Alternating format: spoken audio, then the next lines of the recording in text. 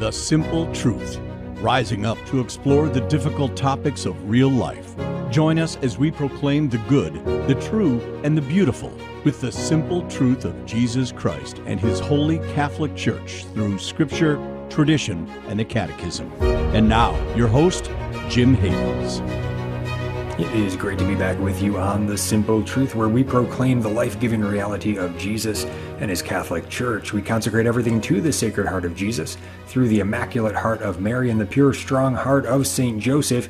It is Catholic Family Men Monday, where we primarily direct the content to men, most especially to those of us who are called to the vocation of marriage and family in order to build up husbands and fathers in Christ, to bless the family and sanctify the world. But make no mistake, everyone is certainly most welcome to listen in and or watch. Plenty here that is valuable and applicable to all, especially today. A most important topic for us to get some clarification on today. Our guest is Dr. Damon Cudihy. He's a Catholic husband and father of 8, as well as an OBGYN physician and much more. You can learn more about him and his good work by going to the website OBGYN.com. That's ACADIANA,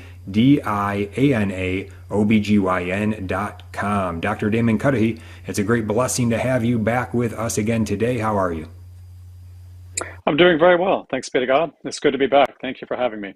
Excellent. Absolutely. When we saw you last, it was during a Testimony Tuesday show, and a great episode sharing with us much of your personal story, and also weaving in some good truths in terms of the preborn science and medicine. But we need to dedicate a whole show to that, and so I want to begin where we left off, which was really with the services that you offer. So, can you give a little summary of those services for us? What are the needs that you serve for folks who might want to reach out to you at acadianaobgyn.com? Okay. Yeah, the way I'd like to describe it is the full spectrum of women's healthcare needs, especially those needs that are unique to women's reproductive health, from early times, sometimes even adolescence, soon after puberty, and problems there, throughout the rest of her life, even into the menopausal years. But really focusing on those times early and her reproductive years when she might be having difficulties with infertility or with cycle issues and problems in that area. But that includes caring for women throughout her pregnancies. And so even high-risk pregnancies are something that I take care of, and any issues regarding things that would be under the purview of what's considered a general GYN physician. I don't engage in the treatment of advanced cancers. That's another specialty of GYN oncology, but things short of that, I would normally be taken care of. Mm-hmm. Outstanding. So really serving women in their reproductive needs, but in a very good way, in a very good, true, and beautiful way, not in the way that sadly so many OBGYNs of the world offer many services that are immoral, evil, and we're going to get into a lot of that today. That's why I was trying to figure out, what do we call this topic? I landed on preborn science and medicine because so much of it seems to get down into that as sort of the source of so many errors and evils that need to be corrected.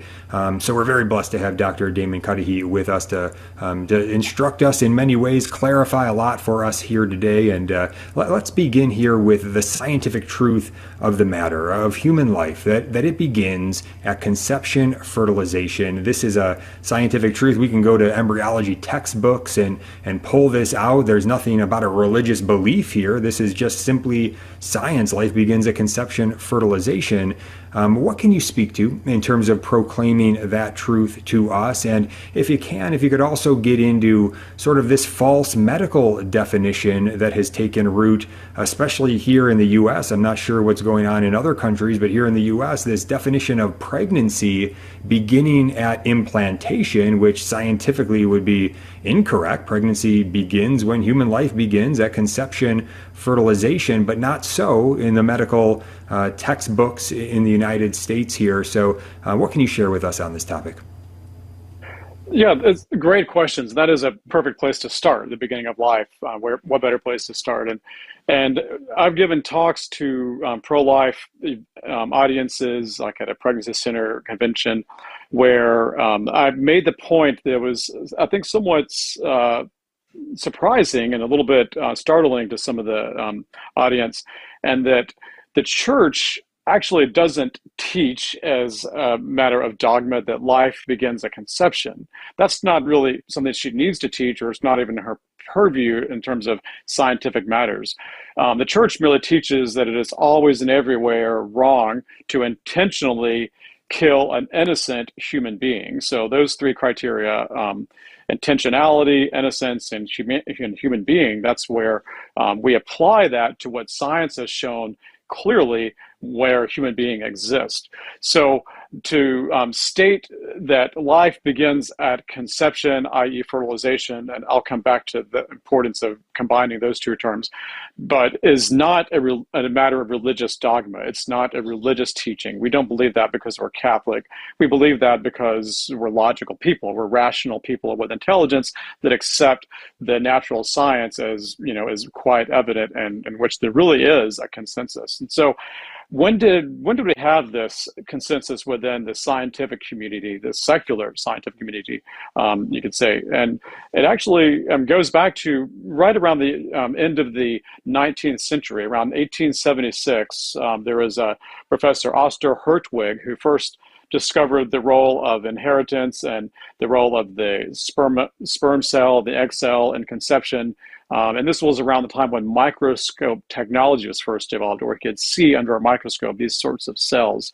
So I think that's important to understand, going back to the 1870s, because it was 100 years later when the Supreme Court and the infamous dishonest Roe versus Wade decision, one of the premises they based their decision on was this lie that they asserted when they stated they did not know when life began. And as I just demonstrated, it was clear that a unique human life began at the moment of fertilization, also known as conception. That had been clear for nearly 100 years. So then this is a lot of what we're going to talk about today is going to come back to that. But that's something that we need to establish as a common ground, and move away from feeling that we need to justify this from what the Bible says or what Pope John Paul II or any pope said. This is something that should not be in dispute when human life begins and what is happening at that moment. Mm-hmm. Yes, and talk to us about that distinction that you mentioned, that we need to make clear conception, fertilization, rather than allow people to kind of spin the definition of conception.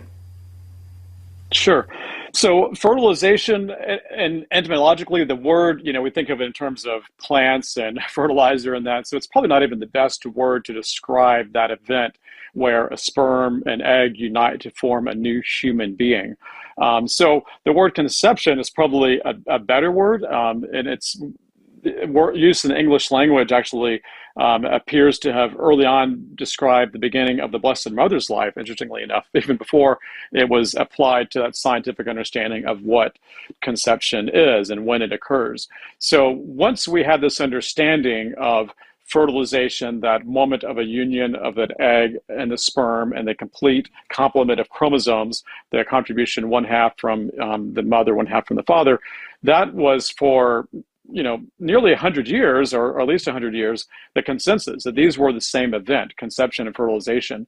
But it happened in the 1960s, late 1960s and the 70s, during this political movement and attempted social engineering, where the definition, where there is advanced this redefining of conception to be an event later. They wanted to begin defining conception as being the moment of implantation, when the human embryo, somewhere between 7 and 9 days after actual conception or fertilization, would implant into the lining of the mother's uterus. So there is and this is an important time frame from the moment of conception, which happens typically in the fallopian tube. About 7 to 9 days transpire when the human embryo is growing and developing, and before it actually sets up into what's called becoming attached or implanted into the uterine lining. So there is nothing actually distinct about the nature of this unique individual being a unique individual from the moment of fertilization, conception to implantation later. But the reasoning, had, some ulterior motives to try to introduce abortifacient methods in this 7 to 9 day window that could be marketed and promoted as contraceptives rather than abortifacients, simply by changing the definitions in a very intentional manner. Mm-hmm. Yeah, so important to be able to make this connection that, look, it's conception, fertilization. We need to make that clear because, the medical establishment, sadly, is spinning definitions like we see so much in the sort of progressive, liberal ideologies of today. They want to play with language so they can do what they want to do. And so in this case, to say that life begins at conception, they could use the same exact language and mean something completely different than we who would say the science shows that life begins at conception. They might agree with that and say, oh yeah, okay, sure. But we're saying fertilization, they're saying implantation. So they are disregarding, devaluing the human life and disregarding the human life from fertilization to implantation. Why? Just because, just as Dr. Cudihy just mentioned, it's so they can then justify abortifacients, birth control pills and devices, and call them birth control in terms of contraception, preventing conception from taking place. However, conception has already taken place in one of the ways that all of these pills and devices use, and it is snuffing out that early life between fertilization and implantation. And they can say, oh no, there's no abortifacient aspect here, there's no abortion here. Why? Because they don't even define human life beginning until their definition of conception, which is implantation. So important for us to understand this and so much more. Dr. Damon Cudihy is going to clarify a lot more for us when we get back. Stay tuned.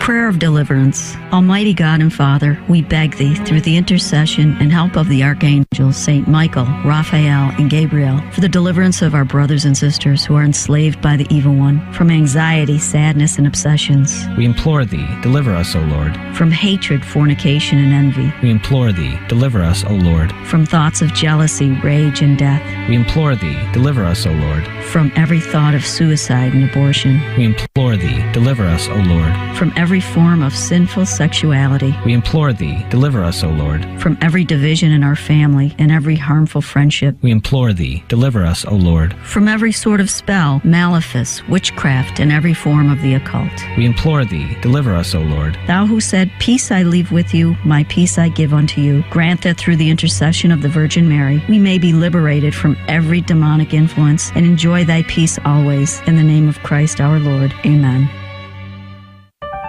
As a nonprofit lay organization financially independent from your diocese, our apostolate is listener-supported.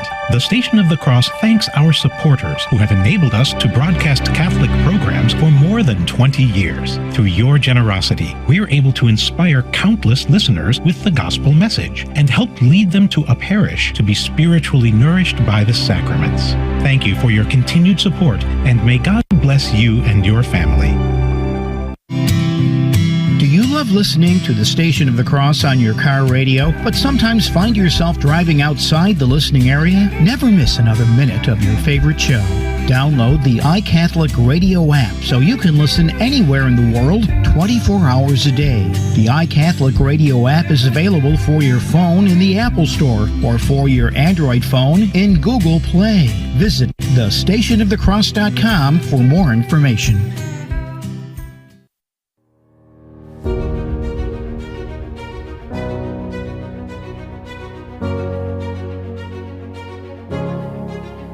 The Simple Truth. Jim Havens here with our guest today, Dr. Damon Cudihy. He's an OBGYN physician and much more. You can learn more about him and his good work by going to the website acadianaobgyn.com. All right, talking in that last segment about how we are being lied to and deceived in so many ways by the medical establishment, who is participating in the evil of abortion in many, many ways. And so Dr. Damon Cudihy is one of the good guys. He is not going along with all of this. In fact, he's standing up against it, offering great services and doing good work as well as proclaiming the truth in this area. You can also get a hold of him and try to bring him in to maybe give a talk at your parish and things like that. His voice needs to be heard. This is very important, and that's why we have him on with us today. Dr. Cudihy, in talking about this scientific truth that human life begins at conception, fertilization, as we were in the first segment, I want to also ask, is this deception about conception beginning at implantation that the medical establishment has foisted upon the American people, and so many have no idea what's even going on? Is this also not only being used to justify the evil of abortifacients like birth control pills and devices, but also evils like in vitro fertilization? Does this also kind of find itself in this category of deception? 100%. I could not agree more with that, assertion. And unfortunately, that is exactly the situation we have here. Once you have created this false separation of conception not being the same event as fertilization, and this sort of idea that is not scientifically based, but ideologically and social engineering based, this idea that human life doesn't begin until implantation. There's no scientific basis to suggest that being created with the full chromosomal complement of every human being at fertilization is somehow a different thing, ontologically speaking, at conception. But what it does allow is it opens up this Pandora's box of interventions that we can pretend aren't destructive to human life. And IVF is one of the most pernicious and insidious ones, because as we can talk on that a little bit more later, but that really exploits the good desire to have children by sort of brushing under the rug or obscuring and hiding the reality that the majority of children created in the IVF process are actually do perish or do die, many times intentionally, before implantation. And so if we can convince ourselves that these aren't human beings until implantation, then there's somehow a way to assuage and sort of harden the conscience against the reality there. But before we even get to the IVF thing, a lot of what is sold and marketed as contraceptives are, in fact, many times abortifacients. And so we can take a step back. The only methods that are purely contraceptive would be latex barrier methods like condoms, or sterilization methods like a tubal sterilization or a vasectomy. So those are the only things that are going to be purely contraceptive. I may be missing one or two that it would be similarly trying to completely obstruct the union of that sperm and egg. But the majority of what people think are contraceptives, especially all the hormonal methods, I'm speaking of the birth control pill, the patches, the vaginal rings, the shots, the injectables, these rods that are put under a woman's arms, and the IUDs, these foreign devices put into a woman's uterus, all of these have varying degrees of abortifacient effects, and to varying degrees will prevent birth by preventing implantation. So in one sense, I don't have a problem calling them birth control if you are willing to, make the case understanding that, birth control many times is causing the death of the child before implantation in the womb. And by that definition, you could even say every surgically induced abortion is a type of birth control, because you aren't birthing a live child. But I think I'm very careful to make this distinction about what is contraception, what is purely contraceptive, and what is sort of a mixed effect between a contraceptive and many times abortifacient. Mm-hmm. Yeah, great points. The language does matter. That's how they're getting their deceptions across so well, by manipulating language. So yeah, being aware of how we're using language is incredibly important. And even just reflecting on how I asked the question and saying birth control. Normally I say so-called birth control. In this case, I slipped as I was talking, because it's just very easy to just call it birth control, and that's the world we're living in. It's just so rampant. But really, yeah, so-called birth control, if we really drill down on the nature of what it is we're talking about, Yeah, we're talking about preborn killing pills and devices. But yes, in a certain sense, yes, birth control in the sense that, yeah, it's killing human life before birth, as you mentioned there. So, but that's normally not what people are thinking about when they hear the term birth control. So yeah, great important points there. As long as we're on the topic of language, I want to bring up this topic with you. I don't know what you think of this, but this is something that bothers me in terms of manipulation of language. I think this is a manipulation that ought to be cleared up. It's rampant in the medical field, and that is this phrase spontaneous abortion when referring to miscarriage. I remember when my wife and we first experienced a miscarriage, and hearing this term, I had never heard of it before, spontaneous abortion. It's like, this has nothing to do with abortion. This is a natural death that has occurred in the womb of my wife. The word abortion should be nowhere near it. And yet in the medical establishment, it's just commonplace. It's called a spontaneous abortion. And so I think that's wrong. I think there is a confusion of language, a manipulation of language that's taking place there, precisely because then when people say, I'm for personhood, I'm against all abortion, they can say, oh, see, they want to hurt women who are having miscarriages. And they use then the medical terms to say, see, those are spontaneous abortions too, or God creates all these abortions, these spontaneous abortions. No, these are natural deaths occurring in the womb called miscarriage. I think we need to have a clear distinction in our language between miscarriage and abortion. That's why I hate this term, spontaneous abortion. What are your thoughts, Dr. Cudihy? Yeah, well, that's a great topic, and this will be very valuable, and especially in the post-Roe discussion. I think the pro-abortion side has exploited the misunderstanding of language and use of medical terms and a proper understanding of them. So we'll start with the word abortion, as it's used among the outside of the medical profession, among the laity, so to speak, as regards outside of the medical profession. It's the term abortion, what's usually implied, it would be more proper to say induced abortion, elective abortion, procured abortion. These are all terms to imply that this is not something happening spontaneously. This is something that the doctor is causing. And you could even be more specific, which might be helpful too when we're talking about that. We're talking about direct abortion. So a direct effect, and this gets into medical ethics, that the physician or not a physician, someone is doing something to directly cause the death of this preborn child. And so that is again, there's at least three terms: elective abortion, induced abortion, or procured abortion. Now, the word spontaneous abortion, I don't know if I would entirely agree that word is wrong that terminology is wrong to use within the medical profession, but it's not typically the way we speak to patients. When a patient of mine comes to me and I've sadly diagnosed a miscarriage, I don't look to her and say, you've had a spontaneous abortion. I say, unfortunately, your child has passed, the baby's not living anymore, you've had a miscarriage. So the more unique term I would use to describe that is a miscarriage, not spontaneous abortion. Another analogy I would describe it as, when someone has a heart attack, the doctor doesn't say to them, you've had a myocardial infarction.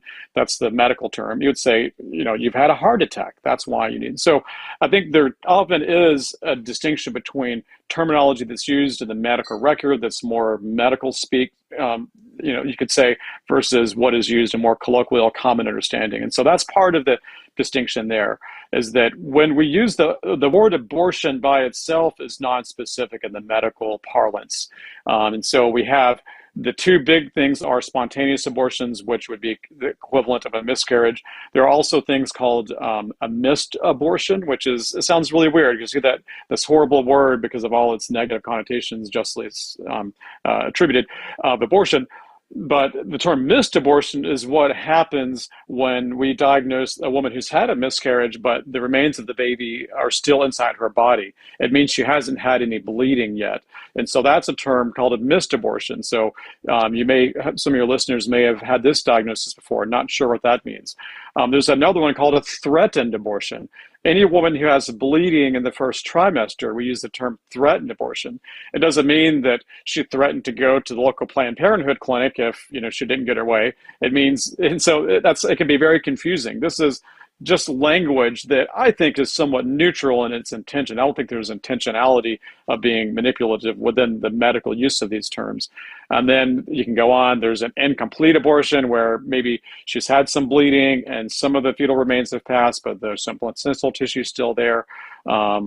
Septic abortion, which is more commonly associated with surgical induced abortions by an abortionist. That's where a woman gets infected. This was, in many ways dishonestly, argued to be the reason that they needed to legalize it, because supposedly all these women who were having septic abortions were getting terrible infections from abortions because they were illegal. And there's that's a whole other talk that's not really true. The primary reason that few women have, serious infections from, even spontaneous abortions or even surgical abortions induced is because of antibiotics and just better medical care, even when they do have complications from those procedures that, are, abhorrent.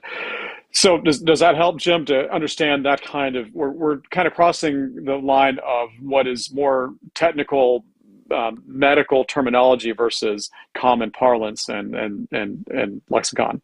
Right. Yeah, I can see that. Yeah, that was a wealth of information for sure. Yeah, Dr. Damon Cudihy is with us at Acadiana, OBGYN.com. So yeah, I get all that, but I guess this is where I land on it is to say, look, we have to define what abortion is in the way that it's being used. We have an ongoing daily mass murder of the preborn that is being called abortion. So to me, it seems we've got to define abortion as exactly as you said, which is the direct intentional killing of the human child in the womb. And so it just seems like if we're going to call all these other things abortion that aren't that, and just, have different descriptors on them, it sort of waters down our ability to just clearly define abortion as evil, abortion as the direct killing of innocent life in the womb. I don't know. Do you see where I'm coming from there? Yeah, I do. And I think you'll appreciate, I have on the back of my car right now a bumper sticker that I had custom made. It says simply, abortion is murder. So I use that terminology because abortion in isolation in a public setting is implying precisely what you're saying. When you're speaking in the context of this person had an abortion, this abortion has been legalized or has been made illegal, we are speaking of, as you said, the direct intentional killing of an innocent human child. So that is true. And so we have to be careful that we are defining our terms in this language. So we're speaking of, again, abortion in isolation, abortion by itself. I think it's implied that we are speaking of what the medical terminology would specify as a procured, elective, or induced abortion. So I think, that's how we would bring those two together. Got it. Those 2 points. Dr. Damon Cudihy is with us. He's going to be back as soon as we're done with this break with much more. We've got some great stuff to get to, some great questions that are very important to get some clarity on. Stay tuned. Here at the Station of the Cross, we proudly bring the truths of the Catholic faith to countless listeners through radio and mobile devices, and we're grateful for the feedback we've received. I'm a widower, parent of 3 almost adults, and listen to you guys around the clock. Father McTigg, Society of Jesus, he's wonderful. Mother Miriam, of course, the Divine Office, and many other great things that Station of the Cross does. So thanks very much for your great work. I had a friend at work email me and tell me about the Station of the Cross a couple months after it started. And I was so excited. I tuned into it, and I found that I love the Catholic station. If you've been blessed by listening to the Station of the Cross, let us know. Call 1-877-888-6279, extension 112. Then share your testimonial with us.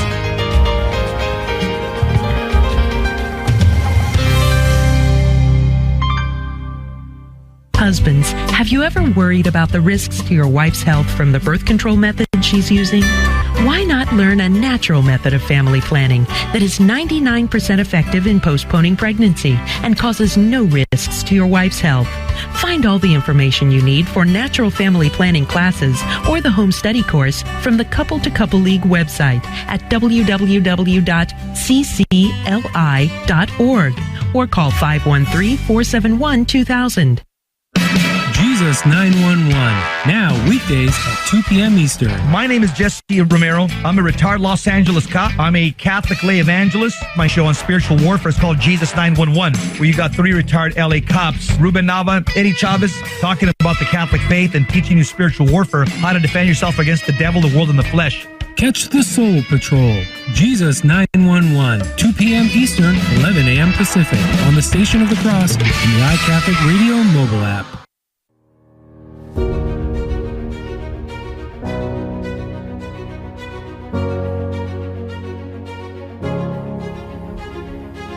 Back to the Simple Truth. Jim Havens here with our guest today, Dr. Damon Cudihy, a Catholic husband and father of 8, as well as an OBGYN physician and much more. Acadiana OBGYN.com is where to find him and more about his good work. There is so much to get to today with you, Dr. Cudihy, and so I want to make sure we can get back into what we've already been talking about. There's so much more there to unpack, but there are some technical questions I think that are important to get to, that I'm sure people are wondering about, that would love some clarity on. So before we get too far into the show, I want to just raise them now to make sure we get to it. So here's the first one. This is a question I heard recently. A woman who had this experience regarding her miscarriage.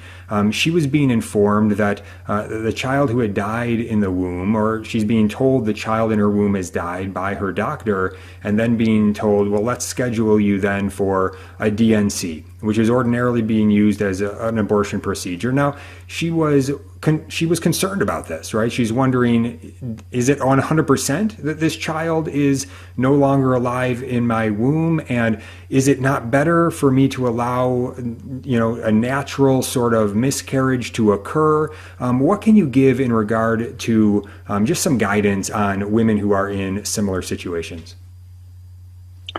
Very good question. It's something I deal with frequently. All of us do in this profession that take care of pregnant women.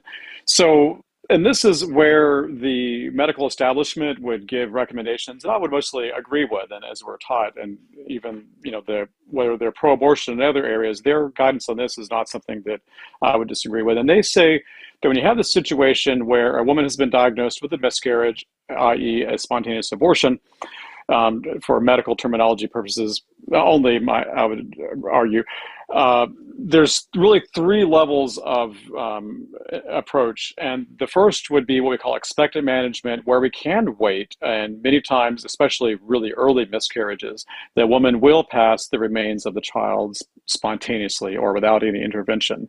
But then, so that is one reasonable option. And a lot of patients of mine prefer to do that. They don't want to deal with taking medications or being in the hospital for a surgical procedure. Now, if this doesn't work and 2 or 3 weeks go by and it's becoming very distressful for her, not knowing when she's going to start having heavy bleeding, it's not unreasonable to then start intervening to expedite the process. Now, once we start getting into this realm of intervening, whether it being giving a medication to cause the uterus to start contracting to expel the remains, or a surgical procedure, the DNC that you mentioned, then we need to be extremely certain we are talking about a true fetal demise or miscarriage.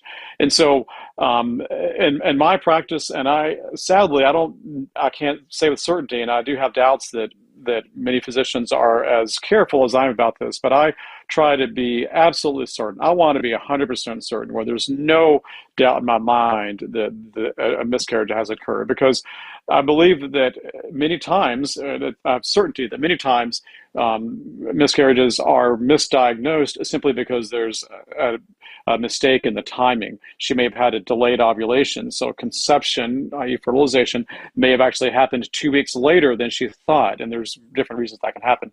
So in these situations, the physician may do an ultrasound, and she's only measuring 5 weeks along or 3 weeks after conception, and they don't see a heartbeat yet.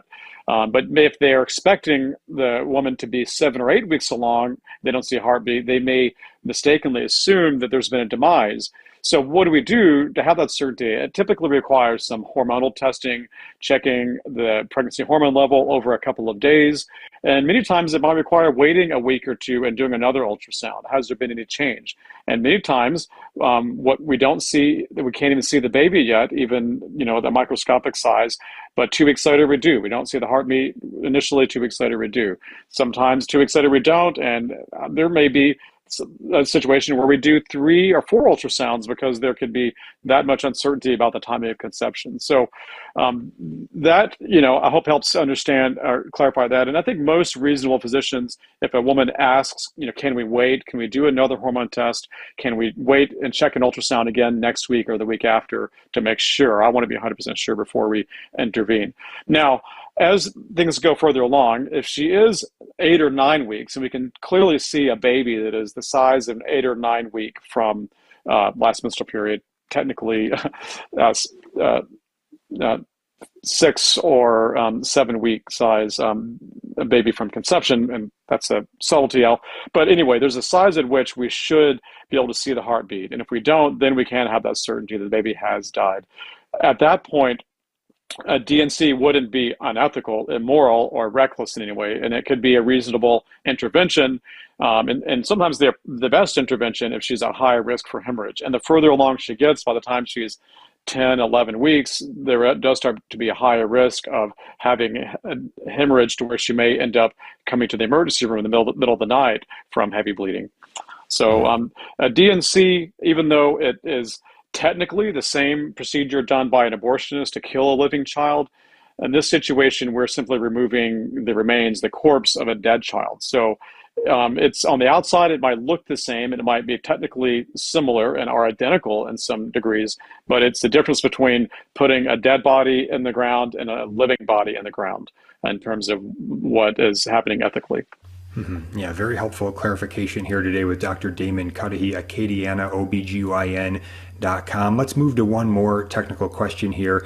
This is in regard to a woman who I recently heard this story. So ectopic pregnancy, the child in the womb has implanted wrongly in the fallopian tube. And so ordinarily, what I would know is that you would have a surgery that would be done that would remove that section of the fallopian tube, and the child would die as a consequence, but that is indirectly, that's not the direct killing of that human life. Therefore, it isn't an abortion. And so that's an important understanding. But what this woman was saying is that her doctor was telling her, and this was in a Catholic hospital, was telling her that she should be taking this chemical abortion pill to deal with this ectopic pregnancy. She was confused, wasn't sure what to do. What would be your guidance? Well, so I'm assuming she's talking about the medication called methotrexate. It is also a chemotherapy drug. It's typically an injection. And yes, there is a lot of controversy about this among Catholic doctors, well-intended, who disagree. And it comes down to the direct action. Now, if you have a living child with a heartbeat, in the fallopian tube, and you give methotrexate, and the intention is to stop that baby's heartbeat, then that should be clear that we're dealing with a direct abortion, and that is not something that I could, good in conscience, participate in. I would argue that that is something that we should not be doing.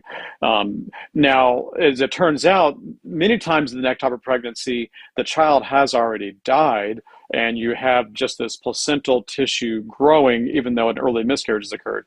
Those situations, methotrexate would not appear to be working as a direct abortion. Now, that said, I find that doing the partial self-injectomy, removing the fallopian tube, to be the best treatment, both ethically and medically. When you start getting methotrexate, there's a risk that the fallopian, it may not work, and then she could have a rupture, an internal hemorrhage in the fallopian tube, and the whole reason that we are trying to intervene to begin with. So my preferred treatment in these situations, if we're going to intervene, is actually to remove that fallopian tube, and that is a clear and a classic example of an indirect abortion, where we are removing a diseased organ that has the baby, in this case the fallopian tube, and the child dies as an unavoidable consequence of that surgery to save the life of the mother. Now, The other really serious problem and I have with methotrexate is this gets back into the other problem I alluded to of a misdiagnosis. It is very frequent, in my opinion, and I think many experts would agree, that women are misdiagnosed as having an ectopic pregnancy when in fact they merely have an ovarian cyst and an early pregnancy. I delivered a baby when I was in residency, when I was at a military program. The only reason that baby survived and the only reason this baby wasn't killed by methotrexate is the doctor who had ordered a methotrexate injection for what she misdiagnosed as an ectopic pregnancy. This was a patient who was a soldier in Iraq at the time and had at the hospital in Iraq. They had to transfer her to Germany, to the Landstuhl medical facility there, and that took about a week or so for all that process to occur. And by the time she got to Germany, they did another ultrasound, and lo and behold, there was a living baby in the womb and the uterus in the proper place. So, and the sad thing was, I'll never forget, the day I delivered this child, I looked back in the medical records, and it was a colleague of mine, someone that was a couple of years ahead of me in residency, and I just thought, she would be interested to know that this patient she had actually delivered a live child after she had misdiagnosed ectopic pregnancy and had tried to give her methotrexate. Her response to me, shockingly and disturbingly, was that she did the right thing merely because she was following a protocol. She wasn't able to look past some protocol that she was following as a script or as a recipe and see that if her order had been carried out and they had the medication available, she would have caused the death of an innocent child. And so there's a lot that I learned there, and that there's a certain callousness and sort of a security we take by following protocol, not just following orders, but following some published guidelines on how we should handle certain situations. Mm-hmm. Yeah, Lord have mercy. Dr. Damon Cudihy with us at Acadiana, OBGYN.com. One more, women who are on the so-called birth control pill for a long time. Maybe they've come to their senses about what's really going on, this poison, this carcinogen in their bodies, and they're experiencing a lot of consequences. Any advice for them? Well, I say it's like quitting cigarettes. I mean, cigarettes are also a carcinogen. They're also a group 1 carcinogen, like so-called hormonal contraceptives are, or birth control pills.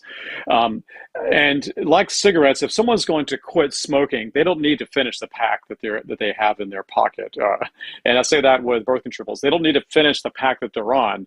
I advise them just to throw it in the trash can. And be done with it. And they will have a withdrawal bleed whenever they stop it, just as they would when they reach the end of the active hormone part of these pills. And like anyone and all of us in the medical profession are trained to always encourage women or men, if there are patients, to quit smoking, because we recognize that as a harm to their health. Well, that's my approach to the so-called birth control pills, that they are carcinogens and they're not doing anything to help her, and in fact they're doing many things to harm her. And sadly, this is a little segue. It's a point I wanted to make, that many women are on the pill not because they intend to avoid getting pregnant, whether married or not, and whether they're involved in a sexual relationship or not, but they have been told that they need to be on it for their health. They think that somehow their cycles are being regulated, or their ovaries are being prevented from making cysts, or this is the best treatment for pain they have, or the only treatment they have to prevent them from having excessive bleeding. And the truth is that all of that is incorrect. That none of those conditions are best treated with the pill, and many of them are actually made worse in terms of their underlying pathology. At best, the pill is only masking the symptoms and covering them up, while the underlying problem is progressing and getting worse. And at worst, they're making the underlying problem worse, while also adding other risks to her, like blood clots that could kill her, or breast cancer that could kill her, or cervical cancer, things like that are other known risks of the pill. Mm-hmm. Yeah, Dr. Damon Cudihy with us. And as you hear it, I mean, it's just so tragic to hear about where we are. I mean, we've got a good OBGYN here telling us the truth, but how rare such people are, how rare it is, because what we really have is this normalization of abortion in the medical field. And this leads to all kinds of problems, all sorts of perversions and just anti-science sort of behavior that is taking place within the medical field. There's an ideology that is baked in at this point. I want to talk to Dr. Cudihy about this ideology that is baked in the medical field when we get back. For example, abortifacients, IVF, many other items, but how did we get here? How did we get here? I'm sure Dr. Cudihy has thought long and hard about that. We're going to hear his summary thoughts of how did we get here to this normalization of this evil of abortion in the medical field and all that has come from it. What is the hope to get us back on track and to get more and more great OBGYNs like Dr. Cudihy out there? We're going to talk about that when we get back. His website, OBGYN.com. Stay tuned.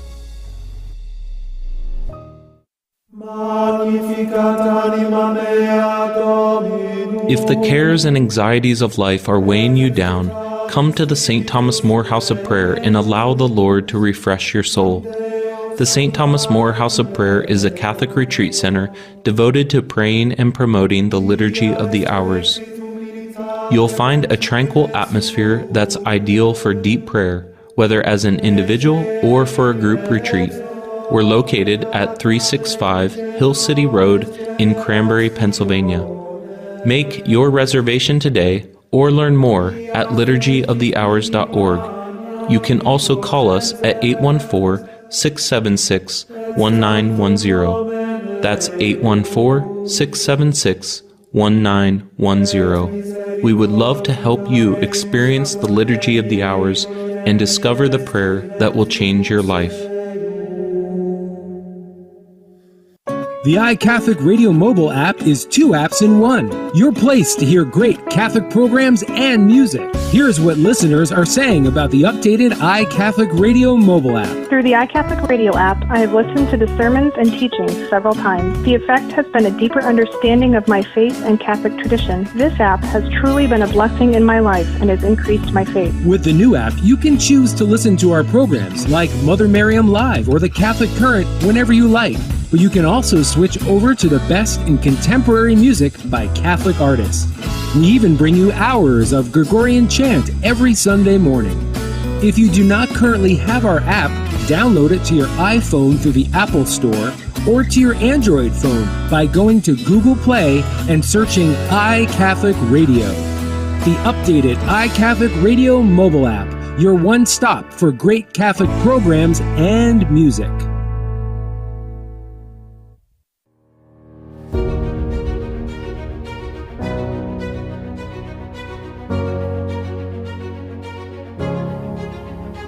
Welcome back to The Simple Truth. Jim Havens here with our guest today, Dr. Damon Cudihy. You can find him at acadianaobgyn.com. He is an OBGYN physician and much more, a wealth of knowledge. We're blessed to have him here with us.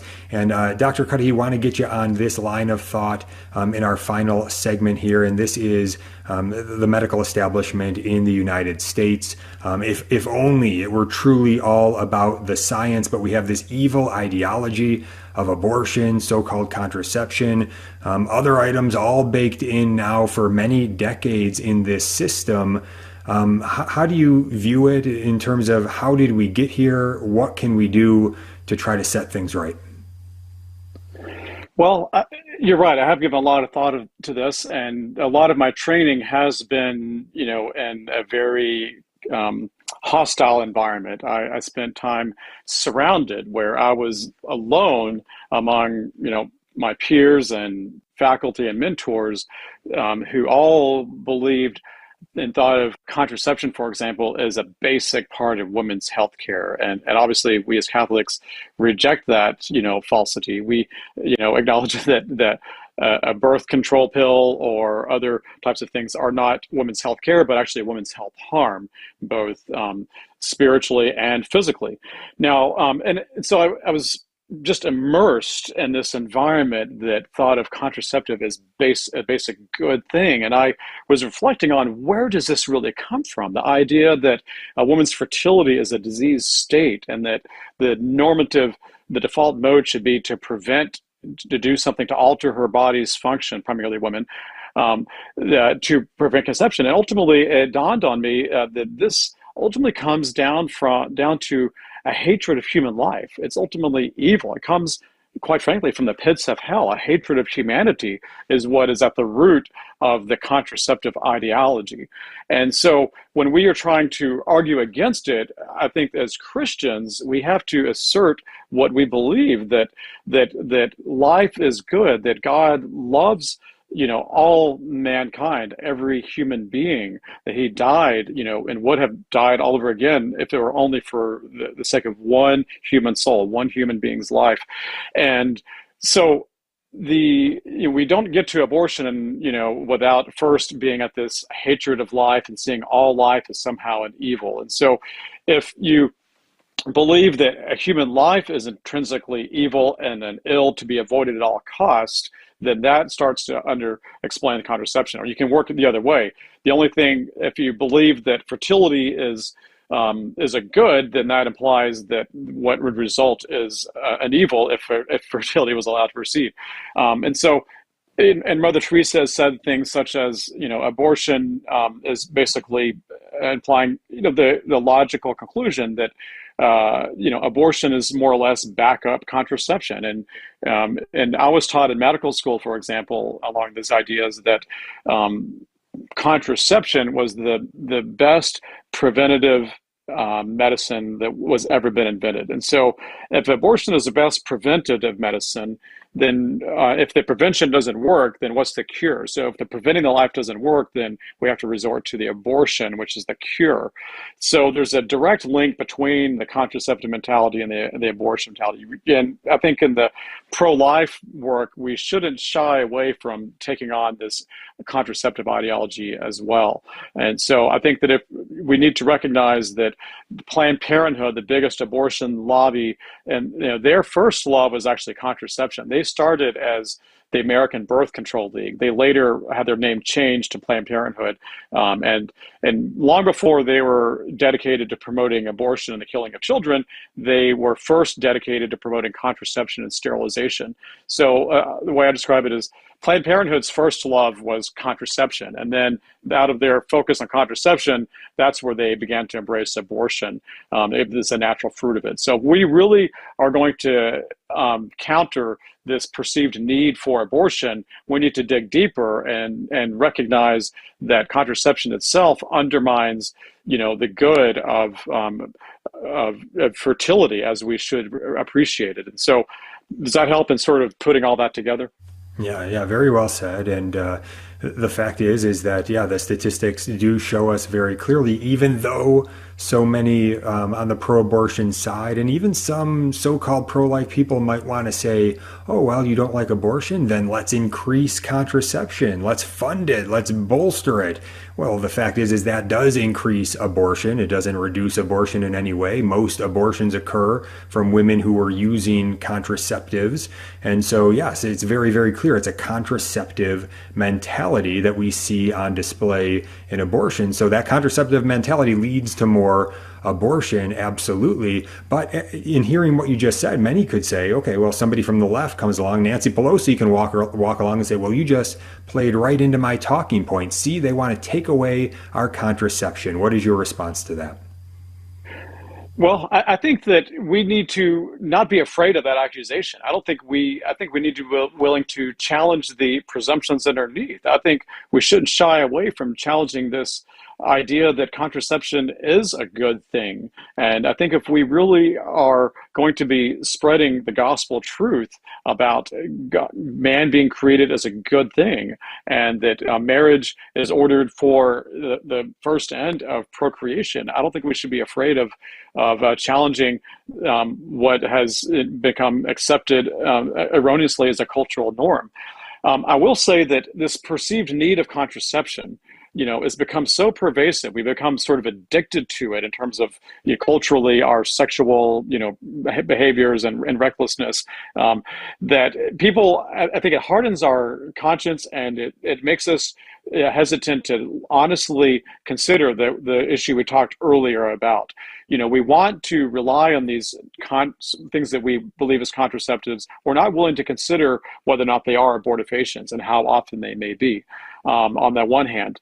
And then as we become calloused and start having a disregard for these early human embryos, in that first week of life, then it has its effect on the other end with IVF. We've already been dismissing the intrinsic value of a class of human beings before implantation. So that's what IVF is all about. You have freezers full of these human beings before implantation. And so how did we get there? I don't think we ever get to a situation where IVF is culturally acceptable if we haven't already got accepted contraception, abortifacient contraceptive in particular, and then even other abortions.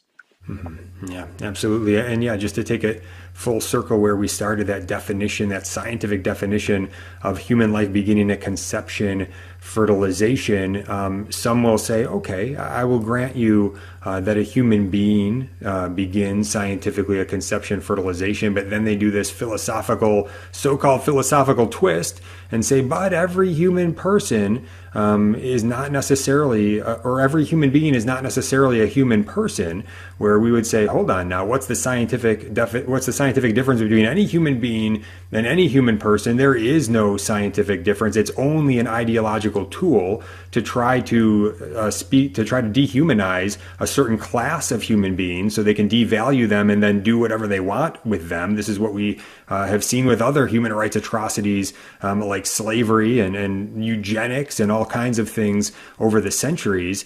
So yeah, I guess I would just pose that to you. Any scientific difference between human beings and human persons in the womb? Absolutely not. And I think when you start talking about personhood, you are inherently going to be speaking about a soul and the immortality of the soul. And we don't have to even go into these metaphysical, spiritual, religious arguments to assert the plain biological truth of when human life begins, because we don't believe that killing innocent human beings is wrong merely because, they're endowed with an immortal soul. We believe that killing innocent human beings is wrong because it's written in our hearts. God created us with this. This is natural law. This is eternal law. This is God's law, even though he's had to remind us of it in places like the Decalogue, the Ten Commandments, and throughout Scripture. But it starts in the heart where it was originally placed. And so I think it's ultimately a matter of intellectual honesty with ourselves and willing to accept the simple truth. Mm-hmm. Yeah, great place to end it. The scientific fact of life beginning at human life beginning at conception, fertilization. Then the question becomes, are we okay with killing innocent human life, direct intentional killing of innocent human life, innocent human beings? Are we okay with that? The answer is no. Thank you so much, Dr. Damon Cudihy, Acadiana, OBGYN.com.